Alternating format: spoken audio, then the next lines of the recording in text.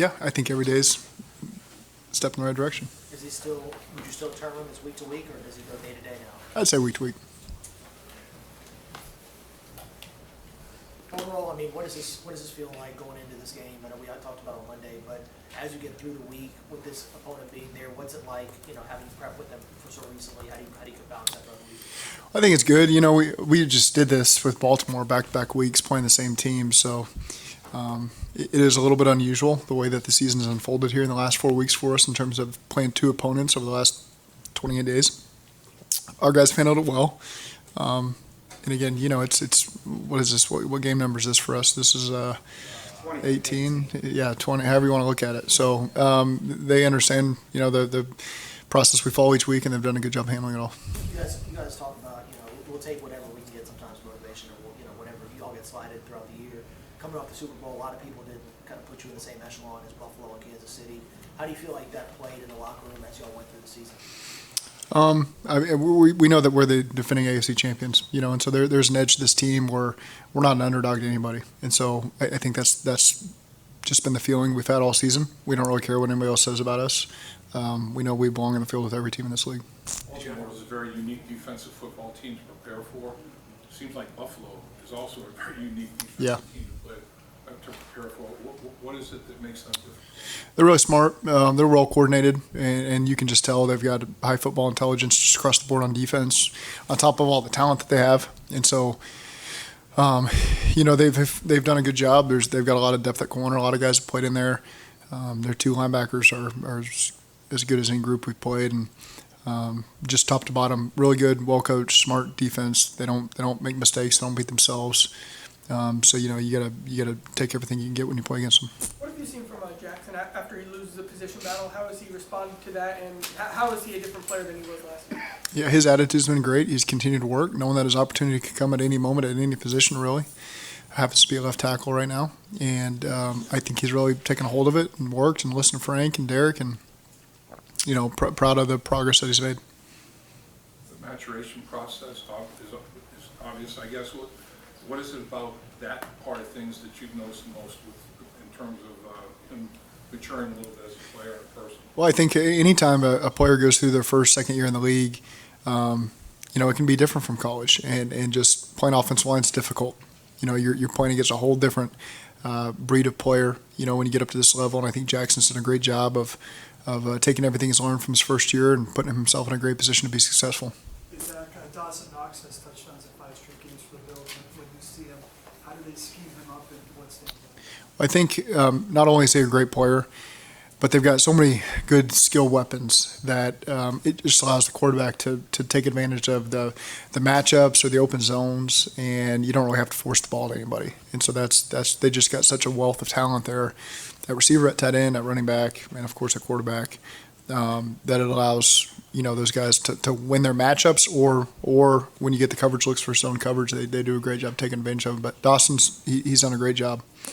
Jamar was saying that the biggest thing in the red zone, Zach, is details, making sure everybody's their details down. What are some of the biggest details in your mind that go into successful red zone offensive execution? The timing is critical, because those windows are so tight. They don't have a lot of grass to defend behind them, and so obviously the safeties are tighter and they're not going to back up, and so the rhythm, timing, and accuracy's got to be perfect down there. And I think that skinny that Jamar caught against Cleveland, that's a good example of you don't have any room for error there. The ball's got to be out on time. That window's going to evaporate quickly. And our guys have done a really good job playing fast. We don't get a ton of red zone clips every game. We however many we had last time, it wasn't many. And so you got things that maybe you've schemed up and carried over week to week, and we practice them every Friday, and then they're really greased up and ready to go when you finally get to call them in the game. Unspoken communication gets talked about a lot on the outside in football circles. To you, what does that mean, like in a situation in the red zone?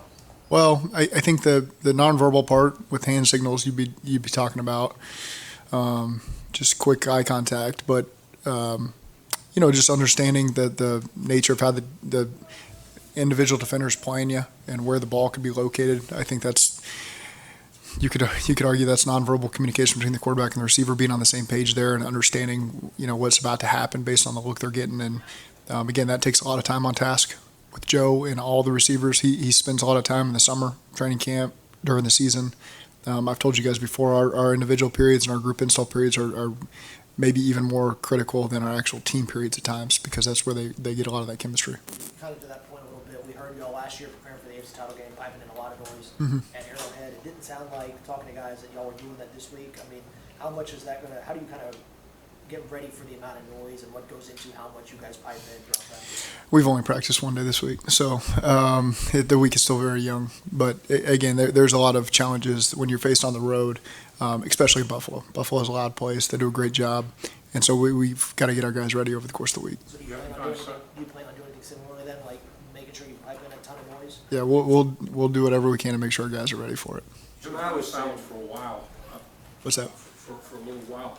Do you practice going silent, even though you may not have a tough outdoor opponent for like 2 or 3 weeks? Do you work on it on the interim basis there?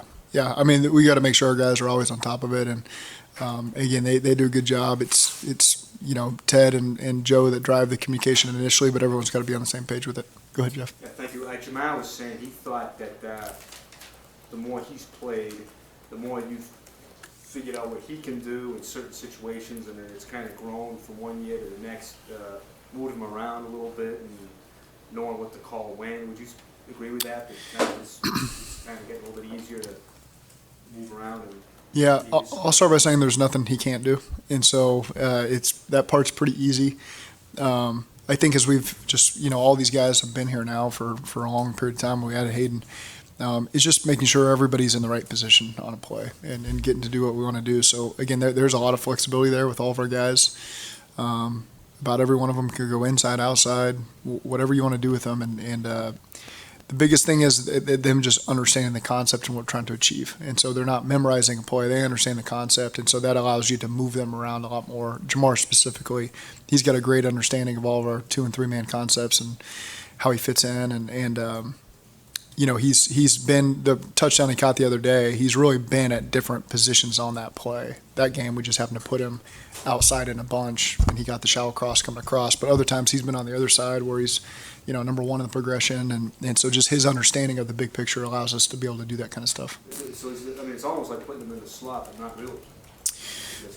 Yeah, however you want to look at that, but I mean, he caught plenty of balls from the slot last week, and so you never want to let teams off the hook by taking them from the outside and getting those one-on-one opportunities where guys get more on an island. But at the same time, he's got the strength and the quickness and awareness to play inside as well, and that's why he's just such a rare player that way. Is there really isn't a weakness to where you put him. He can do it all. Joe Burrow was saying that snow isn't the same as playing in rain. Right. What challenges does snow present for a quarterback? I've played in snow once, so I'd be saying what I've seen from people typically. It's obviously colder; your hands get colder, and so it can be a little bit more difficult to grip it. Joe does a great job preparing himself for that, to where he can do a great job gripping the ball. Rain's a whole different animal, it's just slick, and it's up to the people taking care of the football is usually at that point. How good is Ed Oliver compared to some of the other interior defensive linemen you faced throughout the year? We played a lot of good ones. Ed's up there. He's really quick, really powerful. If he gets you off balance, you're in a lot of trouble, and can be really disruptive in the run and the pass. So, I played him in 2016 when he was at Houston right here at Nippert, and that was my first awareness of him. Actually beating Oklahoma the week before when he did that. He was awesome in that game too. So he's been on my radar for a long time, and he's done a great job in this league, and again, he's a big challenge for us. Callahan talked about helping in certain ways when you feel like you guys need it. If you have to slide protection inside compared to outside, how does that maybe affect generally speaking, affect the schematics of the offense when you do it that way? When you have an interior pressure coming instead of maybe an exterior one you're more worried about? Yeah, there's different ways you can combat that. Generally speaking, you're getting a slide one way or the other, so it's not unorthodox, but. He's not the only good D tackle they got too. They got a lot of depth there on the edge and inside. I know losing Vaughn wasn't ideal for them, but they've drafted really well at all those spots to have these reinforcements at this point in the season. That's kind of why teams think that way. And so they've got a lot of weapons there that you got to be aware of, and their backers are really good pressuring. They'll bring nickels, they'll bring safeties, they'll bring corners. So this is one of the few teams that really as I say that, probably every person on their defense is pressured, and you don't go into every game with that.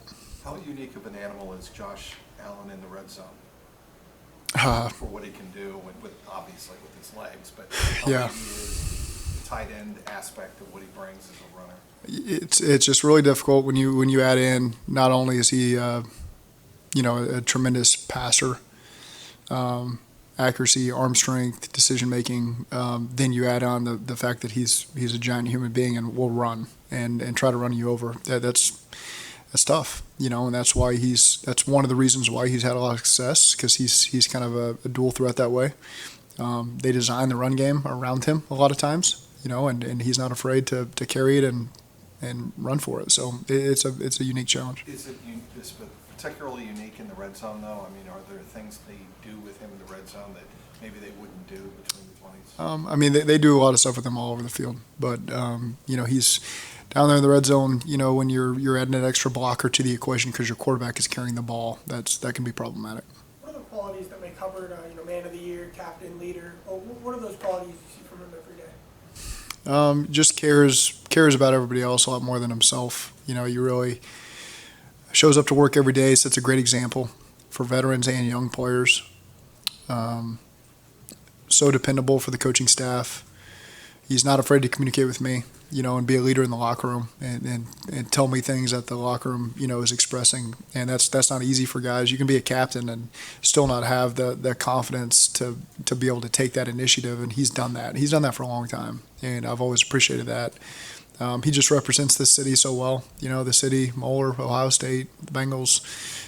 So again, you can't say enough good things about Sam and his family and the entire community. Things in the trenches weren't perfect during the run last year. Does that experience help losing when you've lost 3 linemen, knowing that you can do it and overcome it? Yeah, it feels so different for us right now. Just our team feels different. We feel like we're even in a different place on offense, and so. Yeah, you learn from all the experiences we've had. We always store that away and make sure we learn from it. A lot of that stuff feels so long ago, and sometimes you're facing different teams with different strengths, and it's that's in the back of your mind, but at the same time, this is just really a different year for us. I know this is kind of a difficult question to ask, but how is Joe better as a player and in the pocket? How have you seen him grow this year and last year? He's always been so consistent for us. Just plays really fast. It's that might sound lazy, but he processes things really quickly, gets the ball out of his hand really quickly, and just does such a good job identifying defenses. That's why defenses are trying to toy with him so much now. They're trying to disguise everything because they don't want to show him the look. And that's the next step in his process. He does a great job of understanding that. I think the throw to Hayden Hurst down to the inch-yard line was a great example of that. I didn't think that they were going to play in a 2-safety zone based on the look, and he changed the play, and they played 2-safety zone, and he caught the bender right above number 6, and we were down on the 1-yard line. So he sees it at a different level, and that's why he's such a premier player.